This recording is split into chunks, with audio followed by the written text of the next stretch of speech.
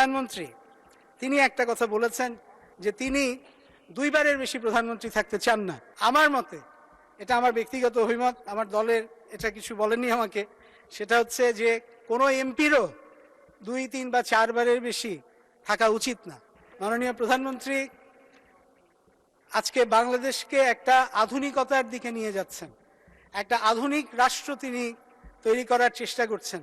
তাকে আমি ধন্যবাদ জানাচ্ছি যে তিনি আমাকে 2018 সালে মনোনয়ন দিয়েছিলেন, এই 2024 সালেও মনোনয়ন দিয়েছেন, যার জন্য আমি আজকে এখানে এসে আপনাদের সামনে কথা বলতে পারছি। তিনি যে আধুনিক বাংলাদেশ তৈরি করতে যাচ্ছেন সেটা বোঝা যায়। মাননীয় স্পিকার, আমরা কিছু হাসপাতাল নিয়ে কথা বললাম, তিনি একটা পিপিপির মাধ্যমে আমাদেরকে উৎসাহিত করলেন যে আপনারা পিপিপির মাধ্যমে কিছু করা যায় কিনা দেখুন। এই আধুনিক চিন্তাভাবনা ইনশাআল্লাহ বাংলাদেশকে আরো অনেক সামনের দিকে নিয়ে যাবে। মাননীয় স্পিকার, আমরা একটা কথা সবসময় বলতাম যে বাংলাদেশ কবে সিঙ্গাপুরের মতন হবে। তো মাননীয় স্পিকার, আমি বলতে চাই আমাদের লক্ষ্য যেটা হওয়া উচিত, বাংলাদেশ সিঙ্গাপুরের মতন নয়, বাংলাদেশ যাতে উদাহরণ হয় সারা পৃথিবীর জন্য, সেইভাবে যাতে আমরা ইনশাআল্লাহ এগিয়ে যেতে পারি।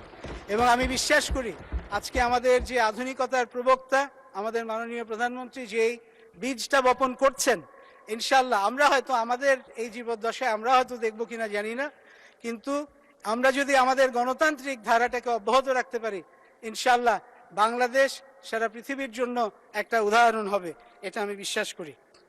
বাংলাদেশের যে প্রধানমন্ত্রী তিনি একটা কথা বলেছেন যে তিনি দুইবারের বেশি প্রধানমন্ত্রী থাকতে চান না। আমি আপনার মাধ্যমে একটা প্রস্তাবনা রাখতে চাই মাননীয় স্পিকার। আমার মতে, এটা আমার ব্যক্তিগত অভিমত, আমার দলের এটা কিছু বলেননি আমাকে, সেটা হচ্ছে যে কোনো এমপিরও 2, 3 বা 4 বারের বেশি থাকা উচিত না। এটার কারণটা হচ্ছে মাননীয় স্পিকার, আমরা একটা 20 কোটি লোকের দেশ, এই 20 কোটি লোকের দেশে নেতৃত্বের অভাব হবে না। কাজেই আমাদেরকে আমাদের পরবর্তী প্রজন্মের জন্য জায়গাগুলো ছেড়ে দিতে হবে।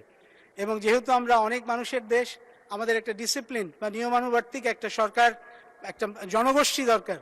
এবং সেই জন্য আমাদের কম্পালসারি মিলিটারি ট্রেনিং এটা যদি থাকে, এটা আমাদের মাননীয় প্রধানমন্ত্রী এক সময় বলেছিলেন। কাজেই সেরকম যদি কিছু আমরা করতে পারি, ইনশাআল্লাহ বাংলাদেশ সামনের দিকে এগিয়ে যাবে। মাননীয় স্পিকার, আর একটা মিনিট একটু বাড়িয়ে চাচ্ছি। মাননীয় স্পিকার, বলুন। মাননীয় সদস্য, এখানে জেন জির প্রতি একটা কথা বলতে চাই। মাননীয় স্পিকার, জেন জি আমাদেরকে এই 24-এর পুরোভাগে তারা ছিল, যেই সংগ্রাম আমরা 15-16 বছর ধরে করেছি, সেই সংগ্রামকে তারা একটা অগ্ন্যুৎপাত ঘটিয়েছে। কাজে তাদের প্রতি আমাদের শ্রদ্ধা এবং ভালোবাসা দুটাই একই সঙ্গে আছে। এবং তাদেরকে একটা কথা বলতে চাই যে আমরা তোমাদেরকে দেখতে পাচ্ছি, আমরা তোমাদের কথা শুনতে পাচ্ছি, আমরা তোমাদের হৃদয় স্পন্দন অনুভব করতে পারছি। এবং ইনশাআল্লাহ তোমরা আস্থা রাখো, আমরা 24-এর যে সনদ, সেই সনদকে যেমন সম্পূর্ণভাবে বাস্তবায়ন করব, ইনশাআল্লাহ ভবিষ্যতের জন্য যেই বাংলাদেশকে তোমরা স্বপ্ন দেখেছো, ইনশাআল্লাহ সেই বাংলাদেশকে আমরা সামনের দিকে নিয়ে যেতে পারবো। মাননীয় স্পিকার, বাংলাদেশের জন্য একটা নতুন সোশ্যাল কন্ট্রাক্ট বা সামাজিক চুক্তি দরকার, সেই দিকেই ইনশাআল্লাহ বাংলাদেশ এগিয়ে যাচ্ছে। আজকে এই কনস্টিটিউশন বা সংবিধানটা হচ্ছে একটা লিভিং ডকুমেন্ট বা একটা জীবন্ত একটা দলিল। কাজেই এই লিভিং ডকুমেন্টের মাধ্যমে ইনশাআল্লাহ আমরা সামনের দিকে এগিয়ে যাব। মাননীয় স্পিকার, সর্বশেষে আমি এই কথাটা বলে শেষ করতে চাই যে আরেক মিনিট কি দেবে? আর 1 মিনিট মাননীয় স্পিকার, দুঃখিত, আর 1 মিনিট নিয়ে দিচ্ছি।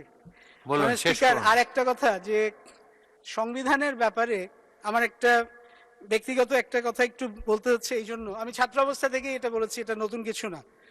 সেটা হচ্ছে বাংলাদেশের সংবিধানটা বাংলাদেশের মানুষ দ্বারা রচিত হওয়া দরকার। এবং এই কথাটা আমি ছাত্র অবস্থা থেকে বলেছি। এই জন্য বলেছি মাননীয় স্পিকার, আপনি যদি আমাদের সংবিধানের 7ম যে শিডিউলটা আছে, তফসিলটা আছে, সেটা যদি দেখেন, তাহলে সেখানে দেখবেন যে মুক্তিযুদ্ধের ইতিহাসটা কিভাবে এসছে, মুক্তিযুদ্ধের ঘোষণার ইতিহাসটা কিভাবে এসছে।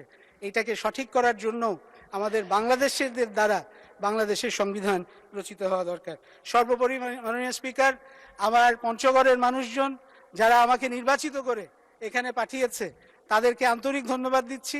তাদের বহু সমস্যা আছে, স্বাস্থ্য থেকে শিক্ষা থেকে আরম্ভ করে বহু, এগুলো সব আমি ইনশাআল্লাহ আস্তে আস্তে আপনাদের সামনে উপস্থাপন করব এবং সর্বশেষে আমার শ্রদ্ধেয় পিতা এবং মাতা যারা they have never failed to remind me that it is Bangladesh I have to serve, এই কথাটা বলে আপনাকে ধন্যবাদ জানিয়ে বিদায় নিচ্ছি মাননীয় স্পিকার।